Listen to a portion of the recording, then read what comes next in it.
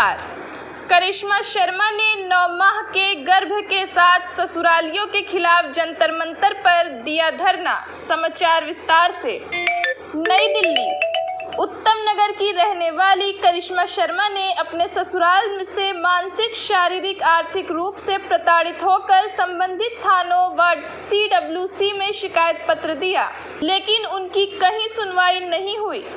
उल्टा थाने से CWC के चक्कर लगाते लगाते थक गई। कहीं भी उसे न्याय नहीं मिला। न्याय की रोशनी नहीं दिख रही थी। तभी उसकी मुलाकात सामाजिक संस्थाओं के प्रमुख से हुई तो उसने अपनी सारी व्यथा उनके सामने रखी। करिश्मा की शादी 20 अक्टूबर 2021 को हुई थी। उसके पिता नहीं हैं, एक भाई और माँ है। माँ ने दोनों बच्चों का पालन पोषण किया और सुचारू रूप से संघर्ष करते हुए उनको पढ़ाया। करिश्मा सिंगापुर में जॉब करती थी। तभी उसकी शादी की बात हिमांशु डेमला से चली। लड़के ने पसंद कर लिया, लेकिन करिश्मा ने शादी के लिए मना कर दिया था। इसके बावजूद लड़का इसके पीछे पड़ गया और अंत में हार कर करिश्मा ने शादी के लिए हाँ कर दी। गीता कॉलोनी के रहने वाले हिमांशु डेमला पुत्र रामचंद्र डेमला के साथ 16 जून को मेट्रो रेस्टोरेंट में रुका हुआ था। उसके बाद 17 अक्टूबर 2021 को लवानिया बैंक्वेट में रिंग सेरेमनी का आयोजन हुआ। अंत में 21 अक्टूबर 2021 को उसका विवाह हो गया। दोनों दाम्पत्य जीवन के बंधन में बंध गए। पूरी शादी में करिश्मा की मां ने 25 लाख रुपए खर्च किए और बड़े अरमान के साथ अपनी बेटी को विदा किया। कुछ दिनों तक सब ठीक ठाक चलता रहा, लेकिन इसके बाद हिमांशु डेमला ने अपना रंग दिखाना शुरू कर दिया। करिश्मा ने बताया कि पूरा परिवार उसे मानसिक रूप से प्रताड़ित करने लगा और हिमांशु उसके साथ अप्राकृतिक रूप से संबंध बनाता था, जिससे उसे असहनीय पीड़ा हुआ करती थी। वह सब कुछ बर्दाश्त करती रही। उसका दाम्पत्य जीवन बचा रहे, लेकिन ससुराल वालों को मंजूर नहीं था। सास, ससुर, जेठ, जेठानी सभी उसको प्रताड़ित करते थे। करिश्मा ने कहा कि उसके ससुर, जेठ, पति ने मिलकर सभी जगह CCTV कैमरा लगा दिया। यह सब तो सही था, लेकिन उन लोगों ने उसके बेडरूम में भी कैमरा लगवा दिया, जिसकी वजह से उसे कपड़ा बदलने में भी बड़ी दिक्कत होने लगी। उसने इसका विरोध किया, जिस पर उसके साथ जेठ, ससुर, पति ने मारपीट की। इस दरमियान करिश्मा को गर्भ ठहर गया। करिश्मा का कहना है कि हिमांशु चाहता था कि मैं उसके साथ अपनी मां के फ्लैट में रहूं। जब मैंने इसका विरोध किया तो उसने मुझे बुरी तरह से मारा पीटा। मैं चोट दिखा नहीं सकती।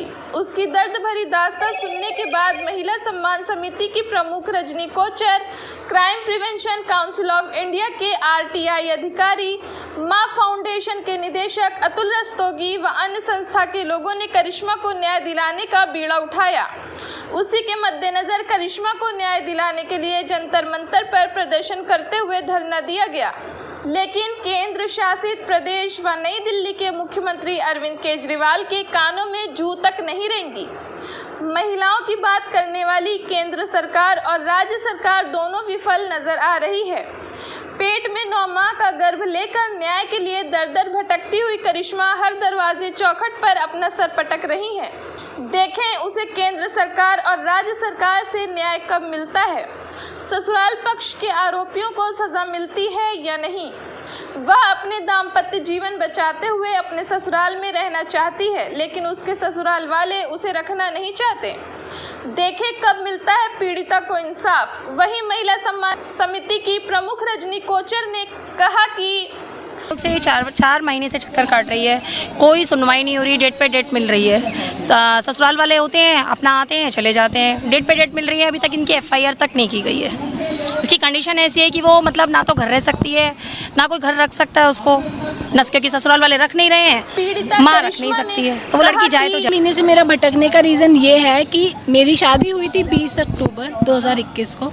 उसके बाद से ही मेरे को टॉर्चर करना मेरे ससुराल वालों ने शुरू किया था, लेकिन मैं फिर भी वहीं पे रह रही थी। कैमरे के आगे मुझे सुला रहे थे, मेरे चेंजिंग रूम तक कैमरे थे, जिसका पूरा सेटअप जो है मेरे जेठ के रूम में है। पुलिस कंप्लेन भी की है, 27 जनवरी की भी कंप्लेन है हमारी, तब भी ये लोग मुझे धक्के मारे थे। मेरी प्रेगनेंसी हो गई थी 20 नवंबर से पहले ही।